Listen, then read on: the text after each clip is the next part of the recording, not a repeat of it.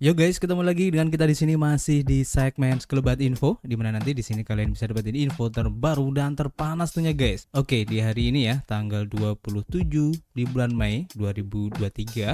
Dan seperti biasa, kita selalu mengingatkan ya buat teman-teman semua untuk selalu mematuhi protokol kesehatan dimanapun kalian berada guys. Apalagi di keramaian, karena di luar sana banyak sekali virus-virus dan juga penyakit yang mengancam kesehatan kita guys. Oke, kita lanjut untuk melihat bagaimana update dari global crypto market cap ya. Seperti yang terlihat di sini untuk data dari coin market cap menunjukkan kenaikan meskipun tipis ya di 0,87%.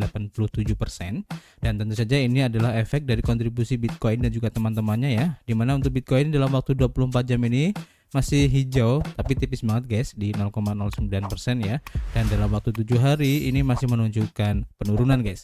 Begitu juga dengan Ethereum masih merah tipis juga guys, kemudian BNB turun di 1,19%, kemudian untuk SRP ini cukup hijau di 1,18%. Begitu juga dengan Cardano ya di 1%, dan beberapa altcoin di sini kalau kita lihat pergerakannya tidak jauh berbeda ya dari pergerakan Bitcoin, rata-rata antara 0 sampai 1% saja guys. Selanjutnya kalau kita lihat pergerakan harga dari Bitcoin ya, seperti yang terlihat dalam chart di sini untuk time frame daily, close candle dari Bitcoin untuk hari kemarin ya hijau dan menunjukkan adanya tekanan beli yang cukup lumayan ya, dan sempat untuk retest di harga 27.000 guys setelah tertahan kemarin ya, cukup bagus di area 26.000 dolar, dan sekarang tantangannya harus bisa menembus di resisten 27.000 di sini guys untuk bisa melanjutkan tren naiknya guys. Jadi kita tunggu aja nanti seperti apa kelanjutan dari harga Bitcoin ini, dan kalau memang nanti ini tidak bisa tertembus ya dan akan mencoba untuk turun lagi retest di support 25.000, itu sebenarnya sangat wajar sekali guys dan sangat sehat sekali untuk pergerakan harga dari Bitcoin ini. Jadi buat teman-teman semua yang masih mencari area untuk DCA ya, saya rekomendasikan bisa ambil di harga 26.000, atau yang lebih konservatif bisa di harga 25.000 guys. Ini keren banget. Nanti kita akan update lagi guys, dan kita langsung menuju ke informasi yang pertama. Kita lansir dari Hairan Bitcoinis, dan di sini diinformasikan bahwa Microsoft dan juga Visa ini bergabung ya dalam inisiatif percontohan CBDC di Brazil guys. Nah, ini keren ya. Jadi proyek percontohan mata uang yang digital Bank Sentral Brazil akan melibatkan keterlibatan aktif ya untuk perusahaan domestik dan juga internasional. Platform Real Digital ini akan diperluas dengan penambahan peserta oleh Banco Central do Brasil, sebuah bank sentral negara tersebut guys. Raksasa teknologi Microsoft telah masuk ke dalam proyek percontohan mata uang digital Bank Sentral Brasil CBDC, bergabung sebagai salah satu pesertanya. Bekerja sama dengan Banco Inter, sebuah bank yang berbasis di Brasil, dan juga Sevenco MM, sebuah perusahaan teknologi digital, Microsoft telah menjadi bagian penting dalam inisiatif ini. Proyek percontohan CBDC memperoleh kemitraan yang menjanjikan guys.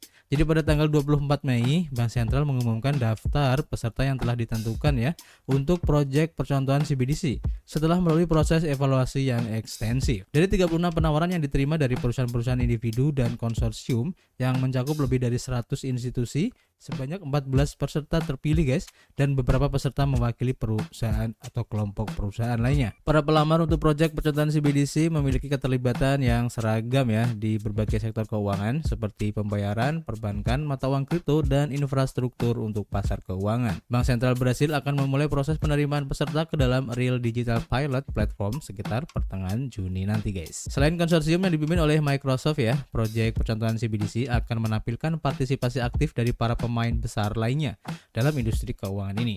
Ini termasuk perusahaan jasa keuangan global Visa sebagai grup perbankan multinasional Santander, serta lembaga perbankan terkemuka Brasil seperti Itaú Unibanco, BTG Pactual, dan juga Banco Bradesco. Pada fase percontohan nyata digital saat ini ya, Bank Sentral akan menguji fungsi privasi dan pemrograman platformnya melalui satu kasus penggunaan, yaitu protokol pengiriman versus pembayaran untuk sekuritas publik federal. Pada tahun 2022 ya, percontohan CBDC Brasil ini secara resmi diumumkan dan mengungkap rencana untuk membuat percontohan real digital guys. Mata uang digital ini akan dipatok ke mata uang fiat nasional yaitu real untuk memastikan nilai yang stabil guys. Untuk mempertahankan kontrol dan mengelola pasokannya, real digital akan dicetak secara bertahap ya dari waktu ke waktu, menghasilkan penerbitan mata uang yang tetap dan terbatas. Real digital menjadi pusat perhatian saat berbagai kemungkinan terungkap ya, dengan populasi 214 juta jiwa, negara terbesar di Amerika Latin ini ya, terus menarik perhatian perusahaan-perusahaan mata uang kripto global. Ukuran dan signifikasinya menjadikannya tujuan yang menarik ya bagi bisnis di industri kripto guys. Kolaborasi antara Binance dan juga Mastercard menghasilkan pengenalan kartu kripto prabayar di Brazil pada awal tahun ini ya. Dan pada bulan Maret, Coinbase juga menjalin kemitraan dengan penyedia pembayaran lokal yang memungkinkan pengguna untuk membeli mata uang kripto ya dan memfasilitasi penyetoran dan penarikan dalam mata uang lokal. Pada tanggal 19 Mei, Bank Sentral Brasil juga memberikan lisensi kepada Latam Gateway sebagai penyedia pembayaran untuk Binance di Brasil untuk beroperasi sebagai lembaga pembayaran dan juga penerbit uang elektronik guys. Program pencontohan digital real ini akan merupakan tonggak penting ya dalam landscape keuangan Brazil karena program ini menyambut berbagai macam peserta termasuk lembaga keuangan, koperasi, bank umum, pengembang layanan kripto, lembaga pembayaran, dan operator infrastruktur. Pendekatan inklusif ini diatur untuk meningkatkan pertumbuhan ekonomi digital negara tersebut guys. Dan menurut jadwal yang disediakan oleh Bank Sentral, proses mengintegrasikan peserta yang terpilih ke dalam platform percontohan real digital ini akan dijadwalkan dan akan dimulai pada pertengahan Juni 2023 ini guys. Jadi kita tunggu aja nanti update-nya seperti apa. Kemudian kita lanjut untuk informasi berikutnya. Kita lansir dari harian blockworks.co ya. Dan di sini diinformasikan bahwa Avalanche ini akan menambahkan stablecoin euro aslinya guys yang diberi nama AvaCloud. Jadi Avalanche bergerak untuk menarik pengembang dan likuidasi DeFi dengan peluncuran fitur terbarunya. Dan saat tesis rantai aplikasi terus mendapatkan pangsa pasar, pengembang untuk layer 1 ya, yaitu Avalanche ini telah memberikan sentuhan mereka sendiri pada konsep tersebut dengan peluncuran AvaCloud minggu ini. Secara kebetulan, Circle sebagai penerbit stablecoin USDC terbesar kedua ya, mengumumkan bahwa tokennya yang didukung euro yaitu EuroC kini tersedia secara natif di Avalanche C-Chain, menandai langkah pertamanya dalam ekspansi multi-chain. AvaCloud disebut sebagai landasan peluncuran ya untuk menyebarkan dan menskalakan blockchain khusus tanpa kode yang dikelola sepenuhnya yang disebut Avalanche sebagai subnet. Ini analog dengan rantai konsumen Cosmos yang terhubung ke Cosmos Hub menggunakan keamanan yang direplikasi guys. Rangkaian produk ini terdiri dari pembangun blockchain yang dapat dioperasikan dengan validator terkelola dan alat analisis, dan ini ditujukan untuk bisnis yang ingin meluncurkan blockchain dengan cepat dengan overhead minimal. Avalanche memuji game yang sedang dikembangkan yaitu Sharpnail dan platform pemasaran Korea yaitu SK Planet di antara para pengguna awalnya. Salah satu pendiri dari AAV yaitu Stani Kulachov menyebutnya sebagai cara yang menarik ya untuk menerapkan jaringan khusus di aplikasi yang disesuaikan, dan Avalanche adalah pasar terbesar ketiga AAV berdasarkan nilai total yang terkunci ya atau TVL di belakang rantai proof of stake dari Polygon dan Ethereum. Ini menurut data dari DeFi lama guys. Selain mempermudah penggunaan blockchain yang dapat dioperasikan, ada kesamaan lainnya dengan ekosistem rantai aplikasi Cosmos. Dalam ruang Twitter dengan Circle, Luigi Di Honorio de Meo, kepala DeFi dan hubungan pengembang di Avalabs, menyoroti Avalanche Web Messaging atau AWM yang akan segera diluncurkan. Ini adalah protokol komunikasi untuk Avalanche yang secara luas analog dengan Inter-Blockchain Communication atau IBC milik Cosmos. Hal ini memungkinkan seseorang ya untuk mengambil USDC asli ya pada rantai C dan memindahkannya ke misalnya subnet pembayaran mereka yang memiliki USDC sebagai token gas, dan memungkinkan orang untuk memindahkan USDC dengan murah dan cepat di seluruh jaringan. Ini kata De Meo. Seperti IBC, solusi ini tidak akan bergantung pada jembatan pihak ketiga ya atau bridge yang membuatnya lebih aman dan lebih terukur. Rantai C atau C-Chain Avalanche ini adalah subnet yang kompatibel dengan EVM yang membawa sebagian besar aktivitas menurut statistik jaringan guys. Circle telah menerbitkan USDC di Avalanche sejak akhir 2021 dan ini juga diterbitkan secara natif ya di 7 blockchain lainnya yaitu Ethereum, Solana, Tron, Algorand, dan juga Stellar, Flow, serta Hedera Hashgraph. Circle baru-baru ini juga mengumumkan Cosmos sebagai tujuan berikutnya untuk penerbitan USDC aslinya guys.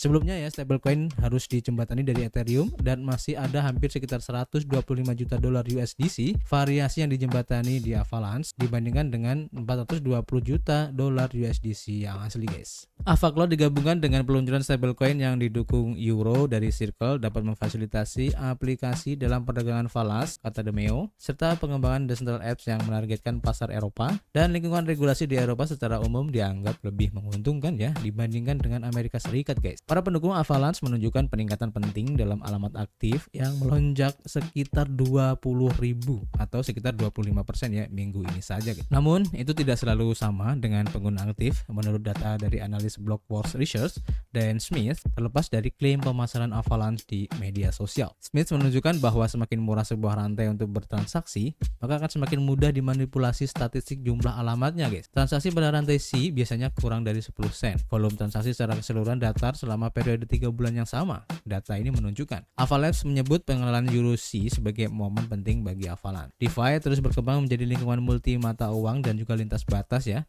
yang menghadirkan stablecoin euro yang terpercaya dan sepenuhnya dicadangkan seperti Eurocoin akan sangat mempercepat adopsi pembayaran instan dan pengiriman uang ke bagian dunia yang jauh lebih besar, kata John Nahas sebagai wakil presiden pengembangan bisnis di Avalabs dalam sebuah pernyataan pada hari Kamis kemarin. Jadi kita tunggu aja nanti update seperti apa untuk implementasi Euro C ini ya dari Circle. Ini keren banget tentu saja untuk ekosistem dari Avalanche itu sendiri. Kita lanjut untuk informasi berikutnya, kita lansir dari harian Decrypt dan di sini diinformasikan bahwa JP Morgan mengajukan paten ya untuk cloningan keuangan ChatGPT, yaitu yang diberi nama Index GPT, guys.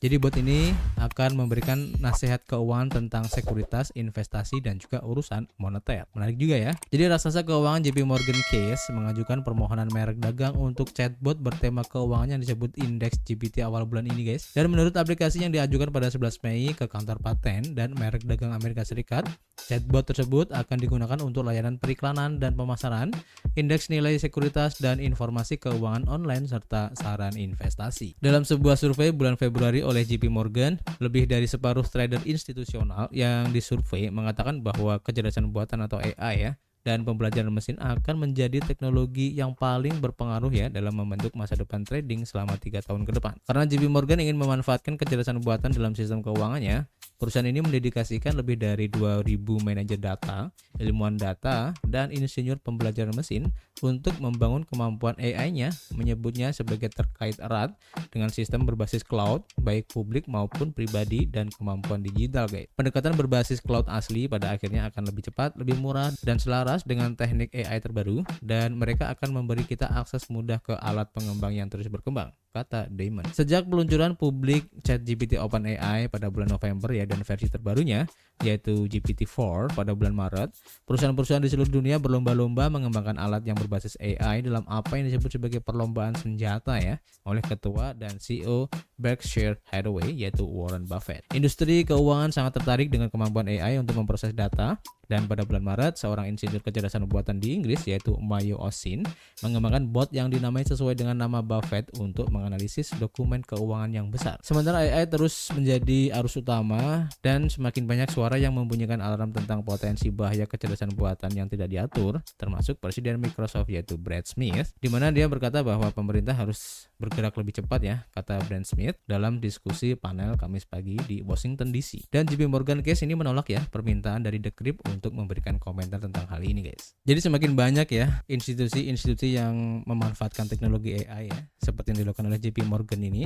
dan tidak menutup kemungkinan ya, maka platform-platform yang lain ataupun institusi-institusi yang lain ya, ini akan juga bisa memanfaatkan teknologi AI untuk mengembangkan bisnisnya, guys. Ini akan keren banget ke depannya. Dan kita menuju ke informasi yang terakhir, kita lansir dari harian The Block ya. Dan di sini diinformasikan bahwa Beijing ini merilis buku putih atau white paper ya untuk inovasi dan pengembangan Web3-nya, guys. Jadi Beijing sebagai ibu kota China dilaporkan telah merilis sebuah buku putih atau white paper pagi ini yang bertujuan untuk mempromosikan inovasi dan pengembangan industri Web3. Dijuluki sebagai Web3 Innovation and Development White Paper 2023, dokumen tersebut menyatakan bahwa teknologi Web3 merupakan tren yang tak terelakkan ya untuk pengembangan industri internet di masa depan. Menurut laporan dari outlet berita lokal The Paper, Komisi Sains dan Teknologi Kota Beijing yang juga dikenal sebagai Komisi Administratif Zhongguancun Science Park merilis buku putih atau white paper tersebut di forum Zhongguancun. Komisi ini bertujuan untuk membangun Beijing sebagai pusat inovasi global ya untuk ekonomi digital. Untuk itu,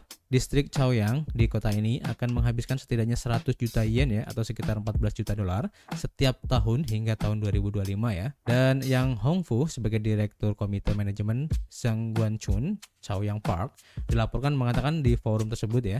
Dan Zhong Guangchun ini sering disebut sebagai Silicon Valley-nya Tiongkok, guys. Buku putih atau white paper tersebut dilaporkan menyatakan bahwa Beijing bertujuan untuk memperkuat dukungan kebijakan dan mempercepat terobosan teknologi untuk mempromosikan industri Web3. Nah, pertanyaannya untuk waktu peluncurannya ini akan menarik, guys, dimana perilisan white paper ini menurut CEO Binance Changpeng Zhao ya, yang mencatat bahwa peraturan kripto Hong Kong ini akan dimulai pada 1 Juni, dan Komisi Sekuritas dan Berjangka Hong Kong yang merilis buku peraturan baru untuk industri kripto minggu lalu yang menyatakan bahwa investor retail dapat mulai berdagang kripto mulai 1 Juni ketika lisensi baru ini untuk platform kripto ini akan dimulai, guys. Upaya Hong Kong untuk menarik perusahaan kripto di wilayah tersebut dilakukan bersamaan ya dengan tindakan keras Stow di Amerika Serikat. Adapun China melarang penggunaan mata uang kripto pada tahun 2021, tetapi dengan rilisnya buku putih atau white paper Web3 ini, maka tampaknya akan membuka diri terhadap industri dalam beberapa bentuk, guys. Awal pekan ini, lembaga penyiaran pemerintah China Central Television atau CCTV menyiarkan segmen tentang mata uang kripto yang menampilkan logo Bitcoin